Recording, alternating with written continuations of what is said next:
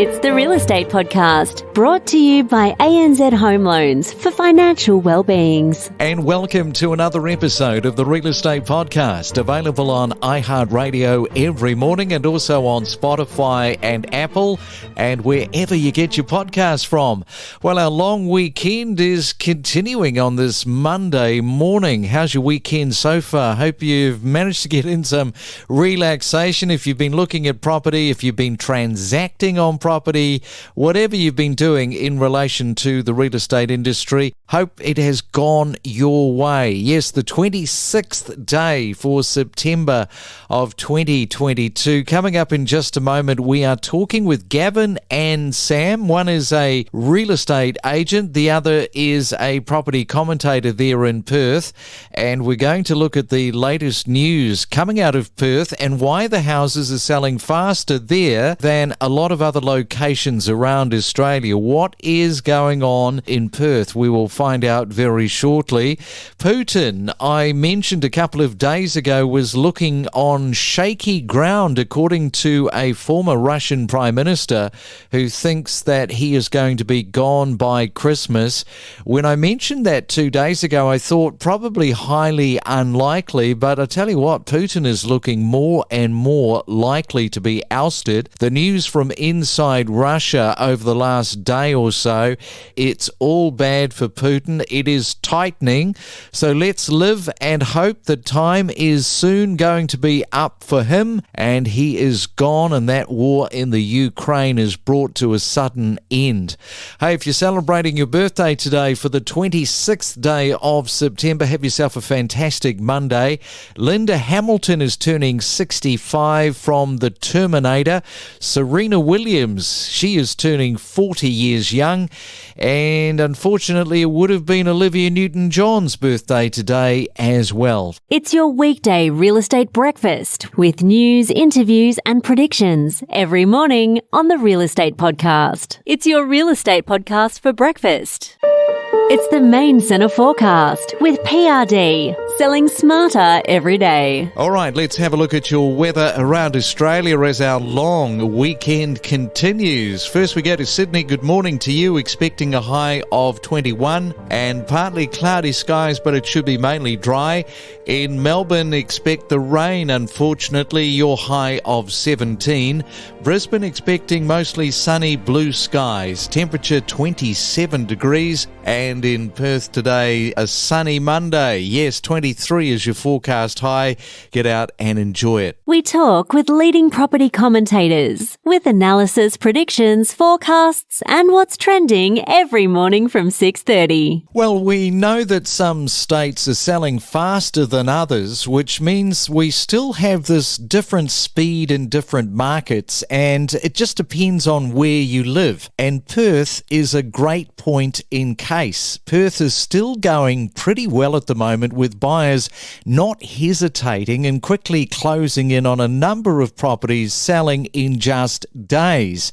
And the best part for the sales process is the marketing campaigns have managed to attract multiple offers. And the latest Real Estate Institute of Western Australia data shows the median time to sell a house in Perth is 18 days, but many, as we just mentioned, are selling much quicker. So let's welcome into the breakfast podcast this morning from Perth, selling agent Sam Bevan of Realmark Coastal. And a very good morning to you, Sam. Welcome to the Real Estate Breakfast. Thank you very much. Good morning to you too. You know, I wonder just how much of this is driven by vendors meeting the Perth market with the price point in terms of how quickly some of these properties are selling in Perth. Some vendors have gotten a little excited and they see that the market is hot, so they will get a little ahead of themselves. They need to still keep in mind that you need an amazing marketing campaign and you need to price appropriately, regardless of whatever market we're in. Yes, so some good points there, and it's a far cry from where we were right at the start of the pandemic when everybody working in real estate thought they were going to lose their jobs. We did. We thought we were going to lose our jobs, our homes, our livelihoods. What happened was a complete 180 of that. We found ourselves thrust into this massive upturning real estate market, and it was quite the opposite of what we were expecting.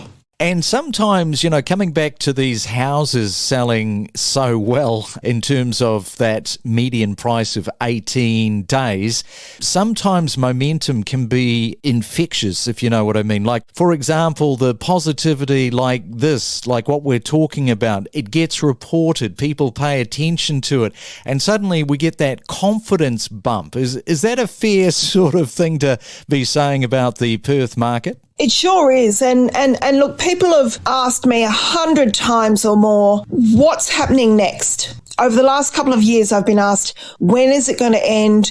When is it going to keep going? When is it going to turn around? We're waiting for the crash. When will that happen? And the fact is, we won't know until it is in our rear view mirror. What I'm just saying to people is, look, business as usual. We are always going to sell properties because we have births, death, marriages. Properties are not going to stop selling. So if you need to buy a property, enjoy it. Keep in mind that you're investing in your future.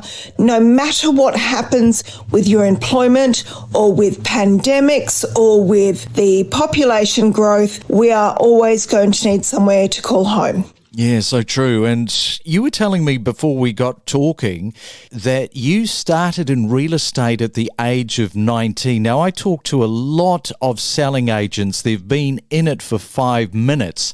It seems that it's a young person's sport, but you've been doing it for 30 years. Wow, that's a long time. I know. Well, I'm just lazy, I think, is probably the problem. Look, the thing is, real estate is not about houses. It's about people. If you enjoy getting to know people and sitting down across the dinner table from someone and saying, right, what do you need my help with? What is your end destination and how can I help you get there? Being part of that process is incredible. It's an incredible feeling to help a family get from step A to step B. Hey, Sam, great to talk to you. Thank you for coming on to the Real Estate Podcast. We'll definitely keep in touch and good luck there out in Perth selling real estate. Thank you so much. So let's bring into the Breakfast Podcast Perth property commentator Gavin Hegney. And good morning to you, Gavin. Welcome back to the Real Estate Breakfast. Hey, great to be back again. We're sitting in another sunny day today, so it's fantastic over here in the west. Oh, stop it. Yes, everybody's moving to Perth. Now, tell me a little bit about what's going on. We know that the building costs have gone through the roof. There's been a little bit of talk about some of these developments, especially around apartments, where developers have decided not to actually pull the trigger because it's just not cost effective. What's happening? Yeah, I mean, normally we see interest rate cycle increasing when we come out of a boom, and a boom is usually characterised by an oversupply of property and a lot of development. We just haven't had an oversupply of development, so therefore we're not coming out of an oversupplied situation. What's happened is with the building costs rising between 20 and 30%, it's taken the profit margins out of apartment developments particularly, and hence you're building at cost or even you're selling it below replacement cost at the moment, so the development feasibility just don't stack up. So they're cancelling them. Very good projects not going ahead because of the building costs, and hence properties haven't lifted in value to the 20% or thereabouts that it's needed to restore profit margins for developers. So projects being cancelled. So we're going to see a short supply at some stage in the future, and you can still buy apartments and buy homes for that matter below replacement cost. So no new supply can come out of the ground until prices lift between 10 and 20%.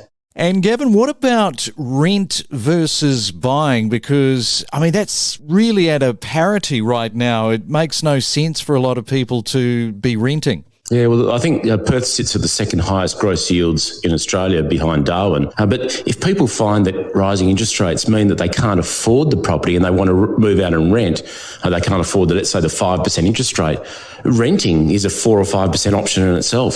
So you're really not saving much money cash flow-wise by moving out of your home and renting in Perth. So that's the insurance policy, if you like, to values. Whereas if the rent option was, and it was the case back in after the mining boom, 1 or 2%, then people could move out comfortably and halve or maybe 30% of their net costs of owning a home was renting. So our yield, our rent versus buy option is very tight at the moment, very close. And that's putting a floor of insurance into the values that people are paying. And Perth is still the most affordable capital city in Australia. I just wonder how many interstate moving is going to happen over the next 6 months as it continues to be that really good value for money. Yeah, well, what's interesting, there's very little investment from Western Australians, but there is a lot of investment coming from the Eastern Seaboard out of Sydney and Melbourne, mainly through the road shows that are being conducted for investors, and investors are coming in either in a busload or coming in sight unseen and buying. So often the opportunities are seen outside of the state and the locals get caught napping. We've seen this before in 2003, actually, when Eastern Seaboard investors were very active and buyers were very active, from particularly from Sydney after the Sydney boom. There are some some Sydney buyers buying homes in the western suburbs and the elite suburbs, and they're buying it because what they sell out in Sydney for 6 or 7 million, they're buying here for 2 or 3 and pocketing a couple of mil in the bank as well along the way, and getting a Perth lifestyle versus Sydney lifestyle, albeit good, bad or indifferent. So it's starting to happen a bit. I think that'll happen a bit more. And jobs, 60,000 of them are on offer right now as the economy is surging and going pretty well. Yeah, well, how many jobs do you want? There's a chronic shortage of workers here, but it's not just in the lowly skilled areas. There's some very internationally competitive and interesting jobs on offer in Perth, particularly out of technology and technology out of the mining industry, for instance. So people can work in Perth in very internationally competitive and interesting jobs. It doesn't need to be serving coffees or labouring or something like that. It's actually some very high-powered, high-paid jobs as well, which is now obviously available in Perth that it wasn't in the past. The remoteness of work also is interesting. You can be basically working on any project in the world and be sitting in wherever you like. But home could be 10 kilometres from where you'd normally work, or it could be several thousand kilometres from where you normally work. So that seems to be playing into the hands of a place like Perth with lifestyle versus, interest in the jobs. And before I let you go, what's happening with the comparison of where Perth was with the GFC to where Perth is now? Because it seems to me that they're two completely different animals. When we hit the GFC, we were equal highest housing prices in Australia, equal to Sydney at $500,000 median house price. Touched that point for about a month, and then the GFC hit. So you can imagine we got smashed for the next 6 or 7 years after that. But this time, we're not in fourth position. We actually need to increase our median price by just over $200,000 to be fourth position. We're almost equal dead last in Australia. And so we go into this period way below where we should be in the long-term position, the reversion to mean the long-term position. Probably a lot better place today. I feel a lot more comfortable going into a rising interest rate market and a turning economic cycle than I did when coming out of the GFC, when we were well above where we should have been. Thanks, Gavin. I'll let you get back to the sunshine and to the coffee, and thanks for coming on to the Real Estate Podcast this morning. Hey, great chatting as always. Thank you. We connect you to the best real estate information across Australia. The Real Estate Podcast.